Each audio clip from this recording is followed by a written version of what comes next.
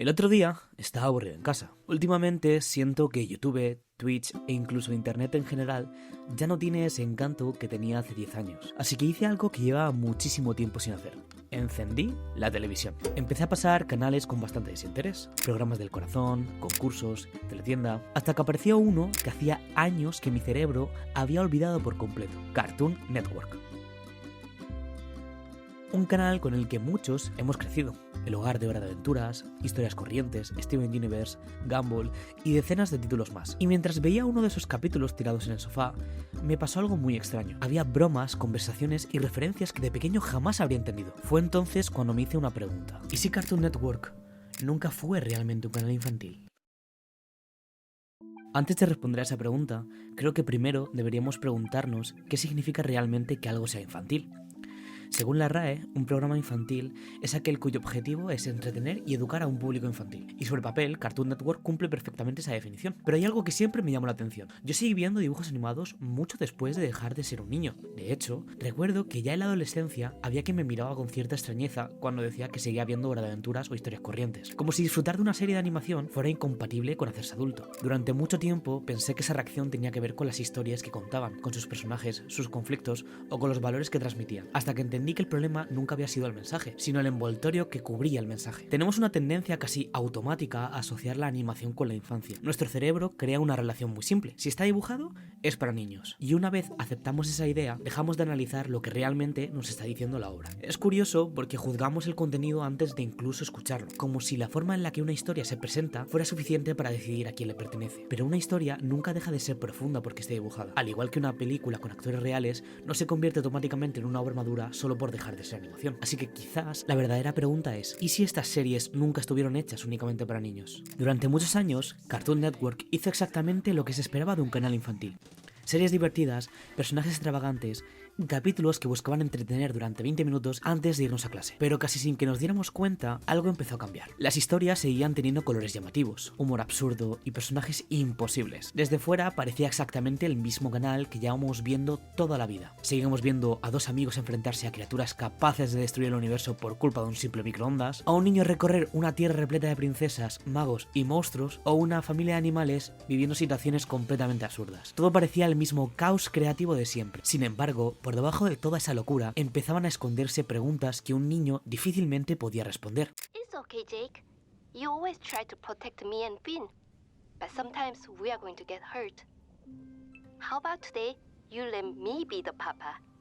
Ya no hablaban solo de aventuras imposibles, sino del miedo a crecer, del arrepentimiento, de la identidad o de esa sensación tan humana de no encontrar nunca tu lugar en el mundo o alguien con quien compartir tu vida. Y lo curioso es que de pequeños nada de esto nos importaba, no le veíamos el sentido a estas paradojas. Nosotros seguíamos riéndonos con los chistes, con las persecuciones y con las situaciones absurdas. Mientras tanto, parecía que los guionistas estaban construyendo una segunda historia, una que permanecía completamente invisible ante nuestros ojos, una que hasta que no crecimos lo suficiente no pudimos verla. Well, I guess it's getting kind of late, so... What? No, it's only 11:20. 11:25? Yeah, see? So maybe I should go. No, come on. I'm having too much fun. Oh, yeah? Yeah. Look, there's one more place I want to take you. All right, I'm game. De pequeño me fascinaba Historias Corrientes. Quizás era una de las series que más me divertía. Puede que lo absurdo de sus situaciones o sus temáticas tan surrealistas fueran el pic de la comedia para un niño de 11 años. Era imposible no reírte. Dos amigos podían empezar el capítulo discutiendo por quién tenía que sacar la basura y acabar 10 minutos después peleando contra una cabeza de bebé gigante llegada del espacio. Pero cuando volví a ver uno de sus capítulos, dejé de fijarme en el enemigo y empecé a prestar más atención en sus protagonistas. Mordecai y Rigby son la definición perfecta de lo que se siente al crecer sin estar preparado para hacerlo. Tienen un trabajo que ni siquiera soportan, pero que forma parte de su día a día. Viven juntos, se pasan las tardes jugando a videojuegos, intentan evitar cualquier responsabilidad y cada vez que aparece un problema, su primera reacción suele ser buscar la forma más rápida de escapar de él. Y fue entonces cuando empecé a entender que tenía mucho más en común con ellos de lo que pensaba. Porque de pequeño veía a dos vagos que no querían trabajar. Ahora veo a dos chavales que todavía no saben qué quieren hacer con su vida. Mordecai y Rigby no tienen un gran objetivo, una vocación clara o un plan preparado para los próximos 10 años. Simplemente viven, van a trabajar, pierden el tiempo, cometen errores y esperan que en algún momento aparezca una respuesta que les explique qué deberán hacer después. Dude, that was awesome. I told you I'd fix it. I knew that you would. Y creo que esa es una de las primeras decepciones que sufrimos al crecer. Descubrir que esa respuesta nunca llega. Cuando eres pequeño, imaginas la vida adulta como una especie de destino lejano. Piensas que al llegar a cierta edad entenderás cómo funciona todo. Sabrás qué trabajo quieres, con quién quieres estar, qué decisiones debes tomar y qué clase de persona vas a ser. Pero cuando cumples 18, 20 o 25, sigues siendo tú, con las mismas dudas, las inseguridades nuevas y con muchas más responsabilidades de las que tenías antes. Mordecai y Rigby representan precisamente ese momento. Ya no son niños, pero tampoco se sienten que sean adultos. Están atrapados en una etapa intermedia en la que todo el mundo parece exigirles que avancen, aunque nadie les haya explicado hacia dónde deben hacerlo. Por eso evitan constantemente sus obligaciones. No creo que lo hagan únicamente porque sean unos vagos. Y es que a veces evitar una responsabilidad es más fácil que aceptar que no tenemos el control de la situación, de que algo nos puede sobrepasar y que la posibilidad de fracasar al intentarlo es completamente aterradora. Si no empiezas algo, no puedes hacerlo mal. Si no tomas una decisión, no puedes arrepentirte. Si no admites que te importa una persona, tampoco corres el riesgo de que esa misma te acabe rechazando. It's just, I've liked Margaret for so long. What if she's not into me? Ah, see that? What if? It's time you stopped wondering what if and just went for it. Then you'll know how she really feels about you. How do you know? You're just a floating, talking asteroid thing. Believe it or not, I too have been in this very situation.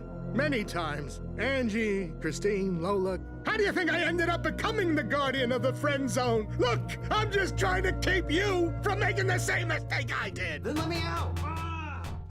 Mordecai, por ejemplo, aparenta ser el más responsable de los dos. Es quien suele intentar frenar a Rigby, quien comprende que debería terminar el trabajo y quien parece tener algo más de sentido común. Pero esa responsabilidad desaparece cuando tiene que enfrentarse a sus propios sentimientos. Se puede sentir presionado o sobrepasado por la simple responsabilidad de tener una relación estable, o quizás es incapaz de mantener una conversación sincera cuando tiene miedo de salir herido. Imagina todos los posibles resultados antes de que ocurra absolutamente nada, y muchas veces termina estropeando las cosas precisamente por intentar evitar que salgan mal. Cuando no sabemos gestionar una emoción, intentamos controlarla de cualquier forma posible. Ensayamos conversaciones que nunca tendremos. Interpretamos cada gesto de la otra persona y esperamos encontrar alguna señal que nos garantice que no vamos a sufrir. Pero permíteme decirte que esa garantía no existe. Querer a alguien siempre implica aceptar que puede salir mal. Mordecai tarda muchísimo tiempo en entenderlo, porque como muchas personas confunde pensar demasiado las cosas con estar preparado para afrontarlas. Rigby, en cambio, intenta protegerse de una manera completamente distinta. Mientras Mordecai se paraliza pensando, Rigby actúa sin pensar. Hace bromas, miente, presume y finge que nada le importa. Es irresponsable, egoísta y muchas veces consigue que sus problemas terminen afectando a todo el mundo que le rodea. Pero detrás de esa actitud hay alguien profundamente inseguro. Rigby vive comparándose con Mordecai. Sabe que los demás consideran a su amigo más inteligente, más responsable y en general más preparado que él para la vida adulta. Así que convierte todo en una competición porque necesita demostrar constantemente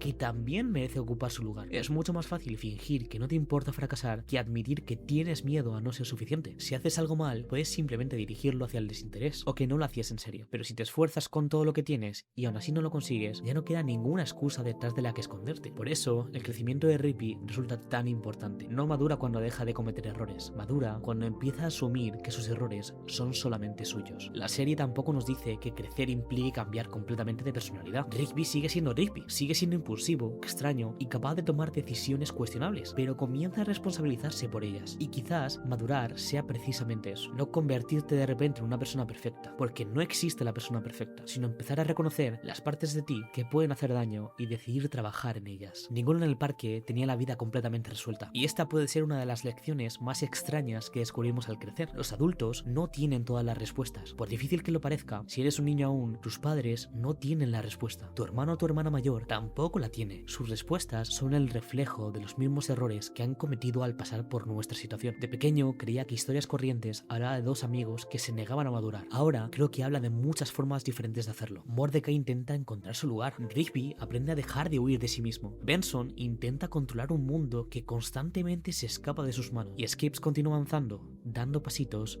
a pesar de todo lo que ha perdido. Cada uno está en un momento diferente de su vida, pero ninguno parece haber llegado a ese punto imaginario en el que uno se convierte definitivamente en adulto y comprende cómo funciona todo, porque ese punto probablemente no existe. Y puede que Cartoon Network ya estuviera intentando decírnoslo. Nosotros veamos colores, peleas y situaciones completamente absurdas, pero detrás de ellas los guionistas estaban enseñándonos que crecer no consistía en dejar de estar perdido, consistía en aprender a avanzar incluso cuando todavía no estás listo para seguir avanzando.